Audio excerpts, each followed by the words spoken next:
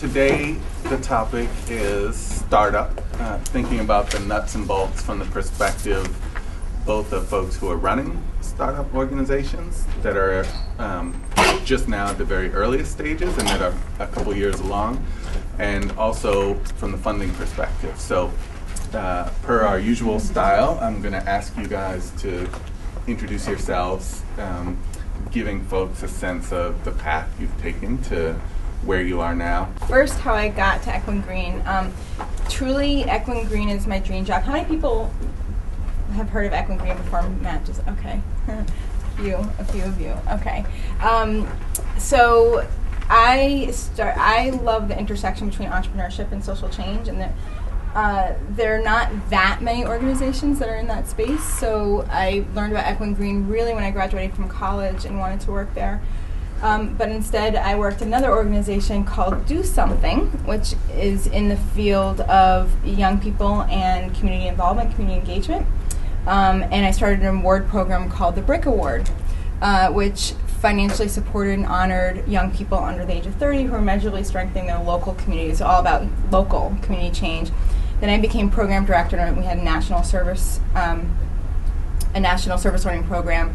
And a lot of people who won BRIC Awards were Equine Green Fellows. So again, that connection was tighter and tighter. And one of the judges for the BRIC Award was this woman named Cheryl Dorsey, who is a 1992 Equine Green Fellow. She was then asked to lead Equine Green and brought me over. So that's the story of how. So I've worked at 2 organizations in my entire career, which is unique because most of my friends have had about 15 jobs by now, but I've happened to find 2 really great places. So Equine Green, we're angel funders in social change. We provide seed funding and technical assistance to launch social change organizations around the world. We have funded over the past 21 years people like Matt, who started LEAP, as you guys know, I'm sure. And 450, what's that? Much more prestigious organization, Teach for America, College Summit, City Year. We provided seed funding for just every program area you can possibly imagine: hunger, homelessness, legal advocacy, economic development, microfinance, like you name it, we have probably funded in that area. And we really focus on very early stage, ideas on paper, first few years, unproven but smart idea, and unproven but smart people. And then we are also we are about funding the launch of organizations. Right now we fund both nonprofits and for-profits and social enterprises, but we are also in the business of finding amazing people. So some of the things that we're doing now is thinking about how we chart the person's path. Staying connected to them longer than the 2 or 3 years that we fund them. And then taking what we know to be true about what it means to be a change maker and extending it to other populations. So it's, I guess you could say at City Year, it's like action tanking. So the extension of your thought leadership or your core IP. And in our case, we want to extend what we know to be true about being a change maker to young people in early stage career formation. And we're calling that Be Bold. Danielle.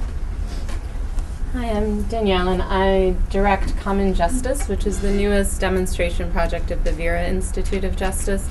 The Vera Institute's been around for about 45 years and does a lot of research and advocacy in the criminal justice field, but one of the core things that it's done since its inception is launch demonstration projects. So identify a problem, identify an idea that's kind of based in the research but is new and different and untested in certain ways, and do it and see if it works. So evaluate the outcomes from that, measure them carefully, talk about them honestly, and if it works, move to either integrate that into government or to spin it off into its own freestanding organization that ideally is replicated in a number of sites. So 17 of the biggest nonprofits in New York City started as itty-bitty Vera projects.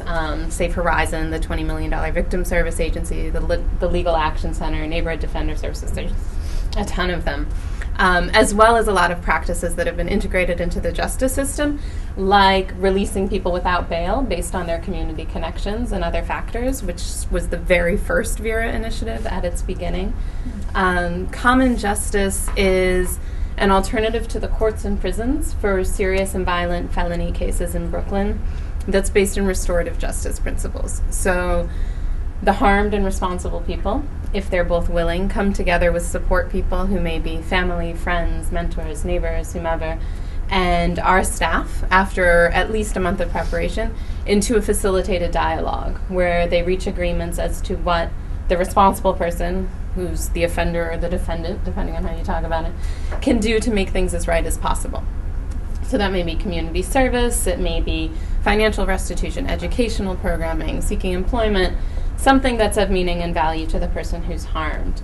The project came very much out of the alternative to incarceration focus, which is where my background is.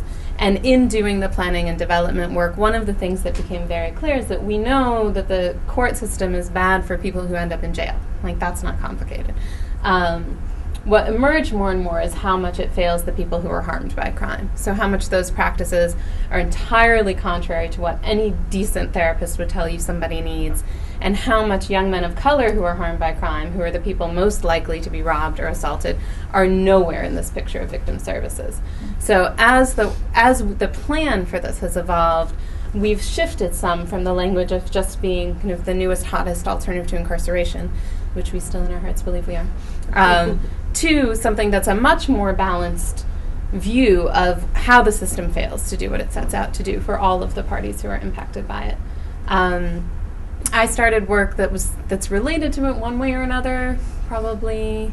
I mean, in some ways, I was a peer educator when I was 15 and gang involved, which was my path out of the system myself, so that was probably my first job in the field.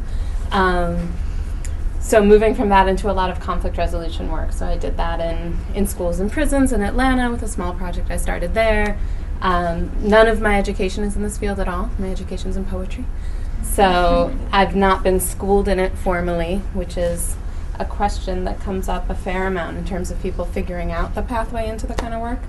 And we are in our baby stages. So I've just hired my first staff who are starting in a couple of weeks. We're taking our first case sometime before Thanksgiving.